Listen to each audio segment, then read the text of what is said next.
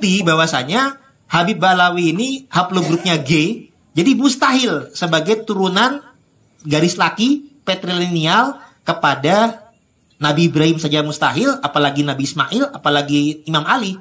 Karena ke Arab pun juga bisa mustahil.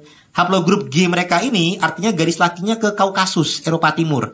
Tapi sudah ada migrasi perpindahan ke Timur Tengah, awalnya ke Mesir, lantas berbaur dengan Yahudi, dan kemudian ke Yaman.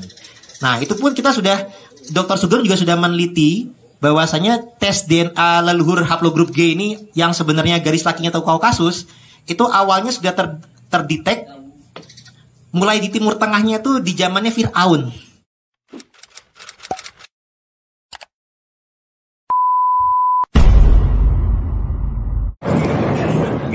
Assalamualaikum warahmatullahi wabarakatuh. Waalaikumsalam warahmatullahi wabarakatuh. Bismillahirrahmanirrahim. Alhamdulillahirabbil alamin hamdan yuafi ni'ma wa yukafi masidah.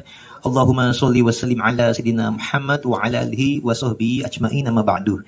Yang kami hormati, kami muliakan Kiai Sohibul Bait, Kiai Haji Ali Sururi, dan juga Kiai Deden tadi disebutkan, dan juga Kiai Mas Panji ya, dari PCNU dan Kiai Amang Hilman, dan hapunten sadur sadayana para kiai, para asatid se-Kabupaten Bandung Barat. Hapunten belum bisa sebut nama satu-satu tanpa mengurangi rasa hormat. Salam takzim, salam silaturahim. Alhamdulillah, waskurillah kita bisa berkumpul di sini di Kabupaten Bandung Barat, dan Abdi juga telah membaca ini, Masya Allah, tentang draft pernyataan sikap Kiai dan Asatid Kabupaten Bandung Barat tentang nasab Ba'alawi. Ini Masya Allah, Subhanallah, luar biasa sekali. Draft rancangan ini tadi juga sudah disampaikan tentang adanya pernyataan, penolakan, dan himbauan kepada masyarakat. Dan kami bersyukur dan menyambut baik tentang adanya pernyataan sikap dari para Kiai, para Asatid, karena ini merupakan bentuk ibadah amar ma'ruf nahi mungkar. Dan ini apalagi setelah para kiai juga sudah menyampaikan, ini bukan suatu bentuk yang kadang-kadang kita disalahpahami, difitnah, seakan-akan tuh iri, dengki, hasad kepada para habib atau benci kepada para habib. Padahal bukan demikian, tapi ini merupakan bentuk amar ma'ruf nahi mungkar, karena para kiai-kiai, para ustadz ini memiliki tanggung jawab kepada umat, tanggung jawab kepada Allah. Ya, dan kata juga beliau kan juga harus sampaikan kebenaran walaupun meskipun itu pahit. Nah, jadi apalagi sudah kita melakukan perjuangan pergerakan dari Kiai Imad itu dari Oktober 2022 sudah meneruskan kajian tesis ilmiah, 2023 sudah mulai viral, dan ini terus perlu perjuangan bersama. Tidak bisa hanya Kiai Imad sorangan baik, tidak bisa hanya saya saja, tapi perlu perjuangan bersama-sama. Karena ini demi kemaslahatan umat Nabi Rasulullah Muhammad SAW, umat Islam se-Nusantara. Bahkan nggak cuman umat Islam saja, tapi juga bahkan bangsa Indonesia. Karena kita melihat ini pergerakan kubu sana itu merendahkan tuh ya, merendahkan para kiai, merendahkan pribumi, merendahkan anak bangsa. Martabat bangsa juga ikut direndahkan. Jadi ibaratnya penjajahan gaya baru secara spiritual, kultural, rasial, finansial, bahkan juga cabul juga kepada wanita-wanita kita, dan cabul sial gitu. Bahkan ada yang ketangkep itu kan kemarin, jadi predator seksual itu. Jadi kalau dulu penjajahannya secara politik itu sudah, kalau dari penjajah Belanda, politik ekonomi. Nah, ini penjajahan gaya baru, sedangkan founding father kita kan dalam pembukaan UUD 45 itu baru mengantarkan anak bangsa ini ke depan pintu gerbang kemerdekaan. Jadi kita sebagai penerus founding father kita punya tanggung jawab untuk benar-benar memerdekakan dan membawa masuk, bukan hanya di depan gerbangnya saja, tapi masuk ke pintu gerbang kemerdekaan, supaya anak bangsa kita menjadi tuan rumah di negeri sendiri yang merdeka. Nah, dari gangguan penjajahan etnis-etnis lain, yang kalau mereka memang mau menjadi warga negara yang berbaur, menjadi sederajat, silakan. Tapi nyatanya, faktanya, mereka masih meneruskan rasial, fasis, dan juga pengkastaan. Nah, dan itu juga bertentangan dengan agama Islam itu sendiri. Karena dalam agama Islam itu diajarkannya inna akramakum indallahi atqakum. Jadi yang mulia di sini itu adalah yang bertakwa, bukan yang karena nasabnya. Nah, sedangkan kalau masalah nasab, Rasulullah juga bersabda bahwasanya pelajarilah dari nasabmu sesuatu yang dapat membantumu menghubungkan silaturahim. Jadi sekedar itu saja. Bukan untuk dijadikan nasab itu menjadikan merasa mulia, kemudian merendahkan dan menghinakan yang lain. Nah, sedangkan mereka jelas dalam dakwah-dakwah mereka merendahkan, bahkan menyatakan barang siapa yang berguru kepada satu habib bodoh lebih utama daripada berguru kepada 70 kiai yang alim. Ini sudah bertentangan dengan agama Islam Rasulullah itu sendiri. Nah, tadi juga kiai juga sudah menyampaikan ada 38 kesesatan para habib. Nah, itu saja dari kesesatan tersebut sebenarnya sudah masuk 5 dari 10 kriteria sesat MUI. Sebenarnya. Nah, tapi sayangnya MUI belum berani. Masih perlu dorongan dari kita-kita. Makanya ini perlu dorongan bersama-sama para yai, para ustadz. Jadi, di Indonesia ini, kalau misalkan dukungannya lemah, itu gampang sekali dinyatakan sesat. Jadi sebenarnya MUI itu punya 10 kriteria sesat, para yai, para ustadz. Nah, contoh kalau misalkan gerakan Lia Eden, Ahmadiyah, itu mereka hanya kena 1 kriteria sesat saja, itu sudah bisa langsung ditindak. Nah, pelanggarannya itu adalah, kriteria sesatnya adalah meyakini adanya Nabi setelah Nabi Muhammad. Nah, tadi dari 38 yang disebutkan para kiai tadi, yang disetarkan juga diungkap oleh Kiai Sarif Tegal, Sarifudin Tegal kalau nggak salah ya. Nah, itu sebenarnya sudah masuk sampai dengan 5 daripada 10 kriteria sesat. Jadi kalau Ahmadiyah itu hanya 1, Lia Eden hanya 1, ini gerakannya Habib Ba'alawi Mu'asalaman sudah masuk 5 dari 10 kriteria sesat. Jadi luar biasa sekali kesesatannya. Ya, contohnya itu yang pertama, tidak sesuai dengan rukun iman dan rukun Islam. Itu 2 ya, saya sampaikan 2. Jadi yang tidak sesuai dengan rukun iman itu, mereka menyampaikan tuh, rukun iman kan sebenarnya jelas, hanya sampai 6. Tapi mereka itu menambah-nambahkan, kalau nggak percaya sama Habib sebagai cucu Nabi, itu dalam pandangan mereka tuh dihukumnya kafir atau murtad. Padahal bukan dari rukun iman. Artinya mereka menambah-nambah itu. Nah, kafir itu sendiri juga masuk ke kriteria sesat yang kedua adalah takfiri. Takfir itu dalam MUI itu termasuk sesat, kalau ada takfiri. Nah, kemudian yang ketiga adalah tidak sesuai dengan rukun Islam. Tadi ada diceritakan yang naik hajinya cukup ke tarim, misalkan. Nah, itu kan tidak sesuai dengan rukun Islam. Bahkan ada yang menambah-nambahi, rukun Islam itu hanya 5, ditambahkan lagi rukun Islam yang ke-6 itu adalah menjaga kehormatan tarim. Nah, ini nggak sesuai dengan kaidah rukun Islam itu udah masuk 3 itu. Nah, yang keempat adalah melecehkan dan merendahkan Nabi. Nah, ini masuk dari cerita-cerita klaim karomah yang khurafat yang sesat dan melecehkan merendahkan Nabi. Misalkan Nabi Muhammad saja kita peringati Isra Mi'rajnya setahun sekali di bulan Rajab. Ini mereka sampai mengklaim leluhur mereka Faki Muqaddam Mi'rajnya 70 kali per hari dengan kambingnya. Wah. Jadi itu mengalahkan mukjizat Nabi Muhammad, padahal dia itu mukjizat yang paling utama di antara para nabi yang lain. Ini dikalahkan, dilecehkan. Nah, udah gitu yang seperti tadi ada disampaikan, untuk Allah saja, untuk menurunkan bencana, itu perlu dapat ACC dari wali kutub yang Habib Ba'alawi. Nah, itu sebenarnya sudah melecehkan, merendahkan Allah bahkan. Bahkan para nabi saja dalam Quran itu hanya diberikan informasi saja, tidak sampai harus dapat ACC. Nah, itu banyak sekali yang seperti itu. Jadi, itu sudah masuk kepada kriteria keempat yang melecehkan dan merendahkan para nabi. Bahkan nabi saja untuk berdakwah hanya bisa mengislamkan, hanya bisa menyampaikan, sedangkan kan hidayah itu urusannya Allah gitu. Dan itu pun hanya sampai dengan di masa hidupnya orang-orang kafir. Kalau para habib bisa mengislamkan orang-orang kafir yang sudah wafat di alam kubur itu, wah, itu bisa diislamkan oleh mereka. Nah, ini benar-benar penyesatan ini khurafat dan ini melecehkan dan merendahkan Nabi yang sebenarnya sudah masuk dari kriteria sesat MUI. Terutama juga yang kriteria kelima itu adalah tidak sesuai dengan kaidah tafsir Al-Quran. Nah, ini terkait dengan surat Al-Ahzab ayat 33. Memang bahwasanya di surat Al-Ahzab ayat 33 itu Allah itu menghendaki mensucikan Ahlul Bait sesuci-sucinya. Nah, cuman di sini ada asbabun nuzulnya. Nah, Ahlul Bait pun juga orang rumahnya Nabi. Itu kan ada makna umum, ada makna khusus. Sama kayak misalkan para yai ini, kalau makna umum orang rumahnya yai itu yang termasuk santrinya, mungkin supirnya, pembantunya, itu makna umum termasuk selain keluarganya. Tapi makna khusus keluarga ahli warisnya. Nah, demikian pula Rasulullah. Kalau makna umum, Salman Al-Farisi termasuk. Tapi kalau Ahlul Bait, makna khusus yang disucikan oleh Allah sesuci-sucinya, itu kan ada asbabun nuzulnya, para yai. Nah, itu hanya dikhususkan kepada Ahlul Kisah, yaitu Rasulullah, Imam Ali, Sayyidah Fatimah Zahra, Imam Hasan, dan Imam Husain.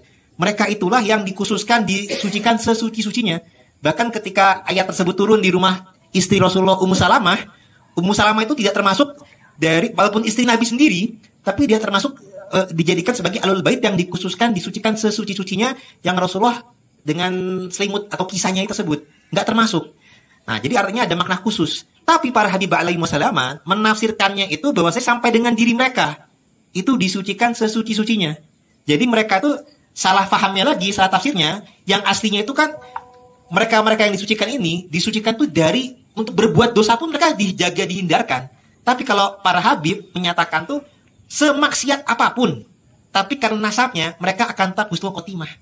Jadi itulah yang menyebabkan Habib-Habib saat ini tuh ada yang sampai predator nasab, predator seksual, ada yang sampai membelokkan nasab, ada yang sampai apalagi dusta dan lain-lain, itu nggak ada takutnya. Karena mereka punya keyakinan karena nasabnya tuh apapun yang terjadi, semaksiat apapun, mereka akan tetap husnul khotimah.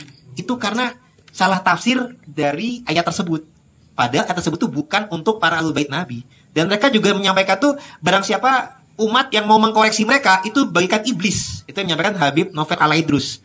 Ini pun juga menyalahi Rasulullah karena Rasulullah juga bersabda, andai Fatimah putriku mencuri, akan kupotong tangannya. Artinya turunan Rasulullah yang asli, generasi pertama, andai kata salah melanggar hukum, itu harus ditindak.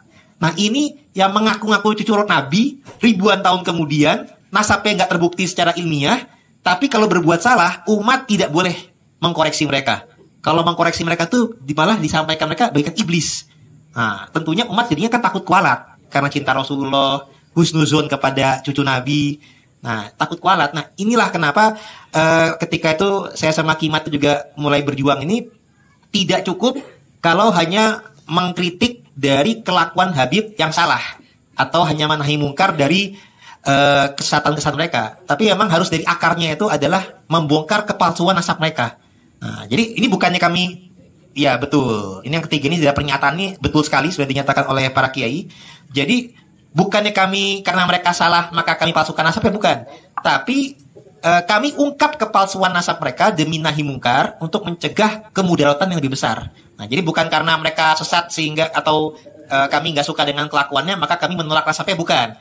Tapi karena mereka ini melakukan namanya kemungkaran, latar belakangnya itu kesombongan akan nasabnya, sehingga nasabnya kita teliti. Nah, ketika ketahuan palsu kami ungkap supaya kedepannya tidak ada lagi atau mengurangi atau mencegah para Habib, para Balawi yang berbuat mungkar mengandalkan nasabnya. Dan supaya masyarakat umat itu, andai kata ada Habib yang baik, yang berilmu tinggi, dihormati, silahkan karena ilmunya atau akhlaknya, bukan karena nasabnya. Karena kalau memandang lihat dari nasabnya, ini bisa menjadi suatu hal yang mereka akan terus sombong, dan masyarakat kita akan selalu terjajah dari sisi baik sangka pada nasabnya. Nah, maka dari itu kami menyambut baik daripada gerakan para kiai, para asatid, apalagi juga sudah kita temukan lagi, masalah nasab ini kan selain tadi kajian manuskrip, itu Kiai Imat kan membandingkan antara data sejaman dengan data yang sekunder. Artinya kaidah ini apabila ditentang, maka fakultas-fakultas sejarah se-Indonesia itu harus ditutup. Karena ini kalau misalkan kaidah ilmiahnya Kiai Imat ini dibantah secara hal yang tidak ilmiah, maka ini benar-benar meruntuhkan kajian ilmiah ilmu sejarah. Nah, jadi perlu diketahui para kiai, datanya para Habib Balawi ini baru mengklaimnya itu di abad 9 Hijriah melalui manuskrip mereka, yaitu adalah kitab Al-Burqah Al-Musiqoh yang ditulis oleh 9 Hijriah, kalau Masehinya 15 Masehi. Kalau Hijriahnya 9 Hijriah. Nah, ya, jadi 9 baru 1400-an. Nah, jadi 9 Hijriah atau 15 Masehi. Itu mereka baru mulai berasumsinya itu oleh Ali bin Abu Bakar As-Sakron dalam kitab Al-Burqah Al-Musiqoh, berasumsi leluhurnya beliau yang bernama Ubaid ya, awalnya Ubaid. Nah, dia berasumsi Ubaid ini adalah alias Ubaidillah, alias Abdullah. Kalau di Burqah itu Abdullah. Enggak, awalnya Ubaid dulu. Nah, dia berasumsi bahwasanya Ubaid ini adalah alias Ubaidillah, alias Abdullah. Nah, awalnya dari kitab As-Suluk Abdullahnya. Nah, tapi di kitab As-Suluk tentang nama Abdullah itu adalah leluhur dari Bani Jadid. Nah, Ba'alawi, Ali bin Abu Bakar As-Sakron, mulai berasumsi leluhurnya mereka yang bernama Ubaid adalah alias daripada Ubaidillah, alias daripada Abdullah tersebut. Nah, Bani Jadid dan Bani Ba'alawi ini sebenarnya sama-sama salah dalam artian tidak sesuai dengan data yang lebih tua, dengan data sejaman atau data primer.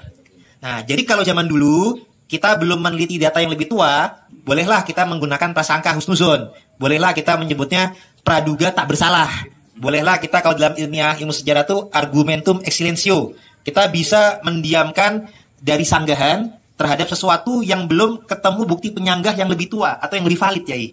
Nah, karena itu datanya abad 9 Hijriah. Tapi zaman sekarang sudah canggih. Nah, kita sudah bisa meneliti, sudah bisa mengkaji dibandingkan dengan data yang lebih tua. Data dari abad 5, 6, 7, 8. Karena ternyata tokoh Said Ahmad bin Isa yang diklaim sebagai leluhur Ba'alawi itu kan hidupnya di Irak. Nah, di keluarga besarnya ada menurun di Irak. Itu hidupnya di abad 4 Hijriah. Nah, dalam data kitab yang lebih tua, terutama yang paling lengkap itu dalam data kitab Syiatul Mubarakah, ternyata anaknya hanya Muhammad, Ali, dan Hussein saja. Tidak ada nama Abdullah, tidak ada nama Ubaidillah ada. Hanya 3 saja. Nah, artinya data di masa kemudian data sekunder yang kontradiksi dengan data yang lebih tua, maka batillah data yang lebih muda tadi. Karena nggak sesuai, kontradiksi dengan data yang lebih tua tadi. Andai kata data yang lebih tua itu belum ketemu, kita masih bisa prasangka baik. Masih bisa husnuzon, masih bisa praduga tak bersalah. Tapi data keturunan Said Ahmad bin Isa ini dari turun-temurun, dari abad 5, 6, 7, 8, itu tercatat, Yai. Nah, Pak Kiai Imad sudah menuliskan detail data-data tersebut, kitab-kitabnya, sehingga karena datanya memang ada dan terbukti berbeda, maka terbukti Ba'alawi salah. Andai kata data yang lebih tua ini belum ketemu, kita masih boleh berprasangka baik, masih boleh berhusnuzon. Tapi karena sudah ketemu dan datanya terbukti kontradiktif, maka kita sudah tidak boleh lagi berprasangka kepada nasab mereka. Nah, apalagi kita juga dikuatkan secara, kalau tertulis itu kan dalam bahasa hukum itu kan de jure. Nah, de facto-nya dengan tes genetik tadi, Yai. Nah, contoh misalkan orang, mungkin nggak tercatat karena istrinya siri misalkan, atau anaknya itu kawin di mana poligami, punya anak yang nggak ketahuan misalkan. Nah, maka kalau memang demikian halnya, harusnya keturunan daripada pernikahan hasil siri ini, kalau dibandingkan dengan zaman sekarang tes DNA, genetiknya tuh harus sesuai dengan keturunan yang istri yang sah. Nah, ini makanya kita secara, kalau Kiai Imad tadi manuskrip kan data tertulis, nah ini kita sudah sandingkan pula dengan data de facto genetik. Nah, itu awalnya sebenarnya juga dari, kita sudah menyesuaikan kalau internasional itu dari ISOC para Yai. International Society of Genealogist. Artinya itu asosiasi para genealog dan geologis internasional. Nah, kalau di dalam negerinya yang sudah ikut meneliti anggota BRIN, itu adalah Dr. Sugeng. Kalau berikan Badan Riset dan Inovasi Nasional. Tapi ini artinya kaidah ilmiahnya itu sudah go internasional. Nah, ini pun juga sudah menyesuaikan dengan fikihnya NU, karena kan dulu sudah pernah ada Muktamar NU ke-31 tahun 2004, bahwasanya tes DNA itu bisa untuk membatalkan ilhak nasab, tapi belum tentu bisa untuk menentukan. Nah, kalau menentukan harus pakai data lain, kesaksian lain. Tapi kalau untuk membatalkan bisa. Nah, artinya nih penelitian genetik ilmiah ini juga sudah disesuaikan.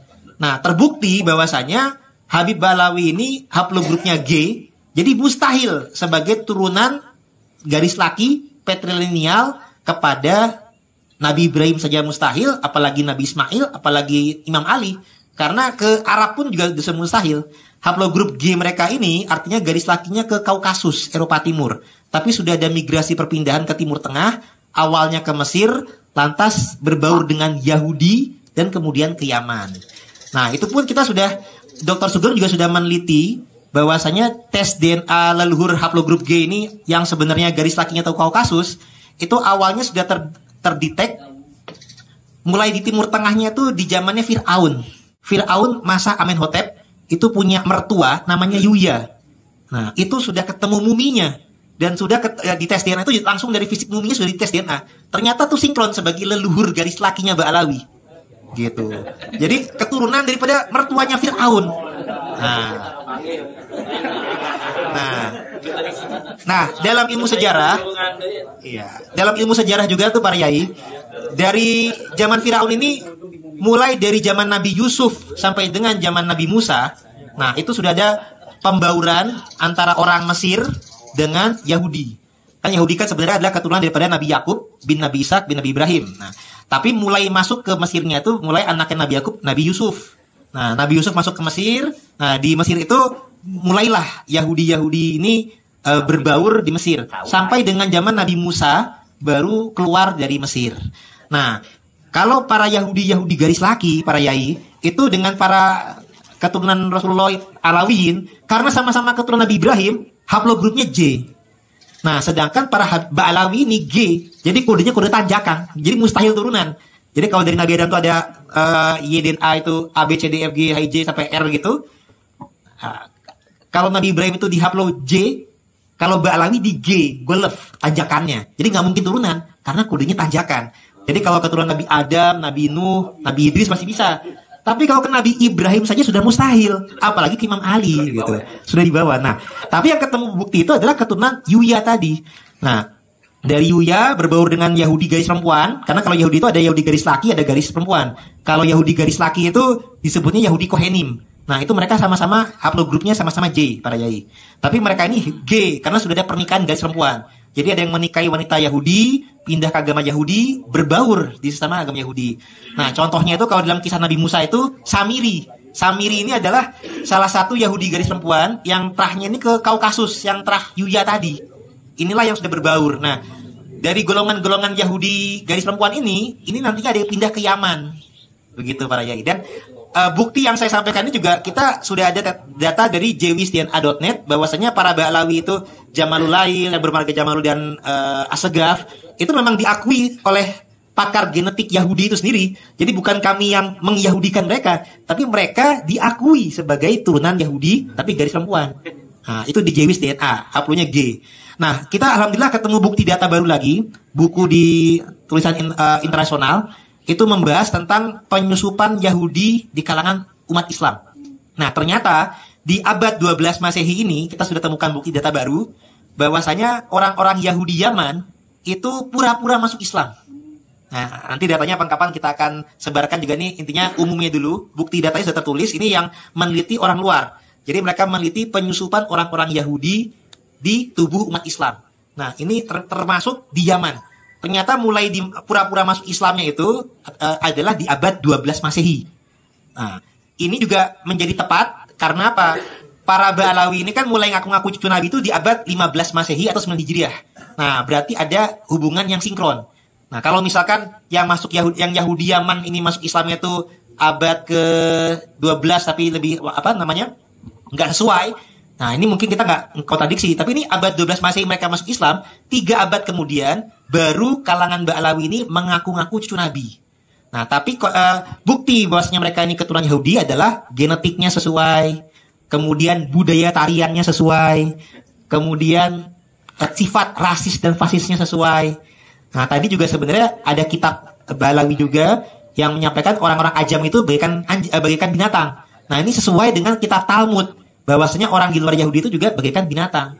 Makanya kalau zaman sekarang mereka tuh kok caci maki menyampaikan anjing, babi, monyet, curug, jangkrik, kayak kebun binatang, itu memang sudah kebiasaannya mereka. Karena mereka itu memang dari zaman dulu tuh di luar kalangan mereka tuh binatang. Itu udah ada, kitabnya pun juga ada. Dan itu sesuai dengan kebiasaannya Yahudi dalam kitab Talmud. Jadi memang karena sudah biasa demikian ya, memang karena mereka Yahudi. Andai kata mereka cucu Nabi asli ya mustahil seperti itu. Kalau kata pepatah itu kan Yai, buah itu nggak mungkin jatuh jauh dari pohonnya. Nah, jadi mereka secara genetik sesuai, secara apalagi tuh sifat rasis, fasisnya, dan mereka juga melarang para wanita mereka tuh menikah dengan di luar kalangannya. Nah, alhamdulillahnya dengan demikian kemurnian kepalsuan nasab mereka terjaga.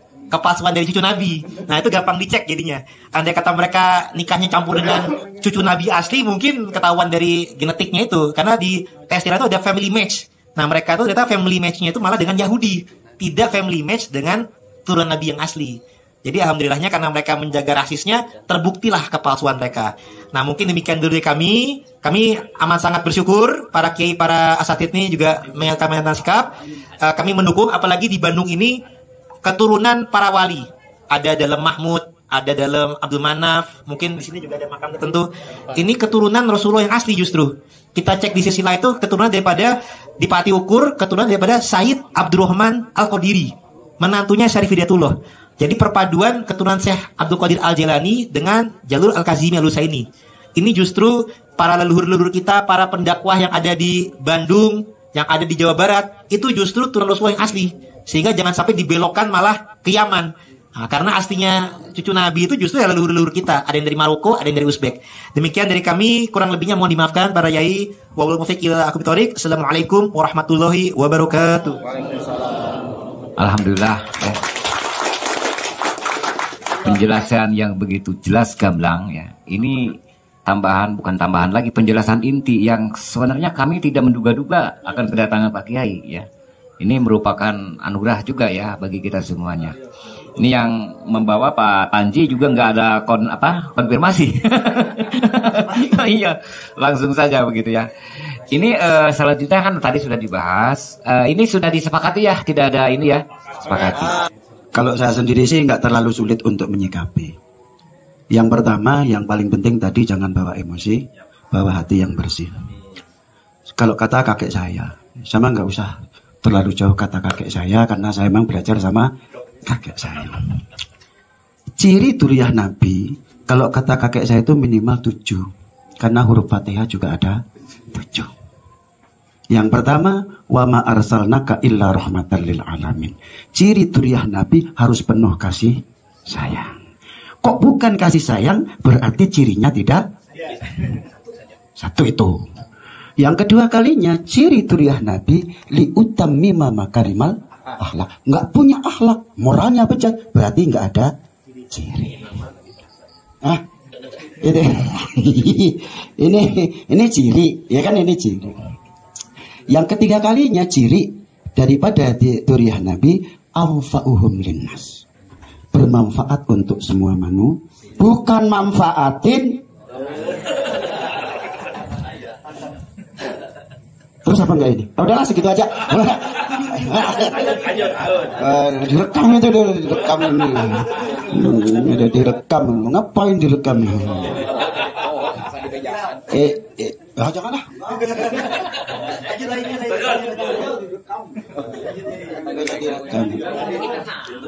Kan saya menyampaikan wasiat kakek saya, kan boleh-boleh saja. Yang keempat kalinya, jihad fisabilillah. Merasa gelisah, merasa sedih kalau agama ini dipermainkan. Namanya jihad fisabilillah. Kenapa anak cucu daripada Wali Songo seneng untuk bikin pondok pesantren? Karena merasa gelisah, merasa sedih atas agama dipermainkan. Nah, ini untuk menjawab. Nah, adapun yang kelima kalinya, memiliki jiwa dermawan. Kayaknya sini tak kasih makan, Bang.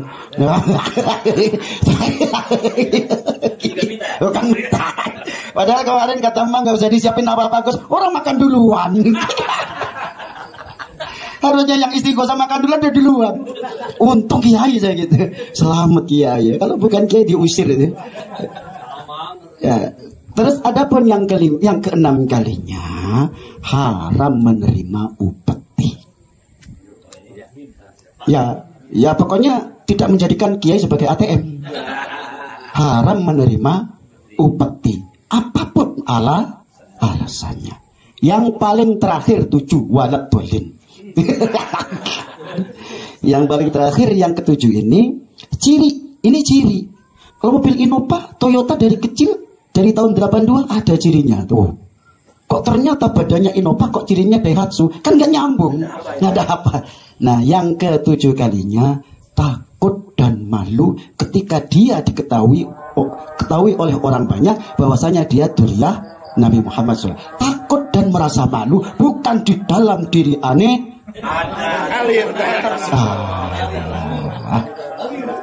Ini mungkin itu aja gambaran saya. Saya bisa menolak atau enggak terserah saya. Orang sama Habib duriyah Nabi atau enggak, percaya boleh, enggak percaya juga boleh. Jadi aman kita. Dingin. Percaya silakan, enggak percaya juga silakan. Bagi saya enggak peduli, cuman saya itu menyikapi, oh ini sekarang aku ya udah biarin gitu aja. Tapi kalau kebablasan ya repot sendiri kita. Nah, makanya itu mungkin yang disampaikan oleh kakek saya, gitu aja. Bereslah, daripada kolan Nabi Muhammad, aduh takut repot kejauhan. Mungkin itu aja tambahan sedikit, monggo. Alhamdulillah, jawaban yang sangat luar biasa, bahkan tambahan dari kakeknya Gus.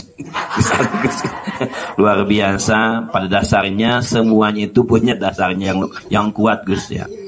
Karena ini sudah sedikit dingin malam, mari kita deklarasi pernyataan sikap yang didasari dengan tadi hasil kajian. Bukan hanya hari ini saja sebetulnya, Pak Kiai, tetapi kami sudah sedikit membahas di dalam dalam kelompok-kelompok kecil, saling memberikan informasi. Inilah mungkin ujungnya. Oleh karena itu kepada para asatid, para kiai untuk mohon berdiri untuk menyatakan sikap kita bagaimana di Kabupaten Bandung Barat ini terhadap Mbak Alwi. Harusnya bukan Mbak Alawi, Bu, ya. Mbak Alwi. Assalamualaikum warahmatullahi wabarakatuh. Dengan hasil musyawarah di sore hari ini, pernyataan sikap Kiai dan Asatid Kabupaten Bandung Barat tentang nasab Mbak Alwi. Bismillahirrahmanirrahim. Dengan memohon ridho dan inayah Allah Ta'ala, kami para Kiai dan Asatid Kabupaten Bandung Barat menyatakan hal-hal berikut. 1. Pernyataan. Kami menyatakan bahwa klaim nasab Mbak Alwi sebagai keturunan Nabi Muhammad SAW tidak terbukti. Kesimpulan ini didasarkan atas 1. Kajian manuskrip oleh Kiai Haji Imaduddin Usman. 2. Kajian filologi atau sejarah. Yang ketiga, hasil tes DNA yang menunjukkan bahwa mereka tidak memiliki kecocokan dengan DNA keturunan Rasulullah SAW, bahkan bukan berasal dari bangsa Arab. 2. Penolakan. Kami menolak 1. Upaya pemutarbalikan sejarah Islam dan sejarah Indonesia melalui pembuatan makam palsu, menggantikan nama pejuang, dan manipulasi sejarah lainnya. 3. Klaim keterlibatan besar dalam perjuangan kemerdekaan RI, padahal ada bukti bahwa sebagian mereka bekerja sama dan mendukung penjajah Belanda. 3. Usulan pengangkatan tokoh dari kelompok ini sebagai pahlawan nasional. 4. Penyebaran doktrin sesat melalui ceramah, tulisan, dan media online yang menyesatkan masyarakat awam. 5. Praktek jual beli agama atas nama Duriyah Rasulullah SAW. 6. Menggunakan gelar Sayyid atau Syarif sebagai pengganti gelar Habib. 3. Imbauan. Kami menghimbau masyarakat khususnya di Kabupaten Bandung Barat untuk tidak memberi panggung dakwah atau undangan kepada mereka.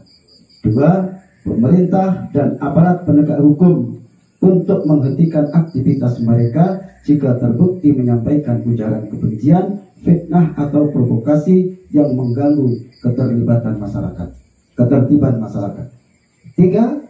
Agar penceramah dari kelompok ini atau siapapun atau kelompok kita sendiri, kalau seandainya salah, diproses hukum bila terbukti menyampaikan ujaran kebencian, fitnah, provokasi, terlebih jika pengikutnya membawa senjata tajam. Bandung Barat, 4 Mei 2025. Kiai dan Asatid Kabupaten Bandung Barat. Assalamualaikum warahmatullahi wabarakatuh.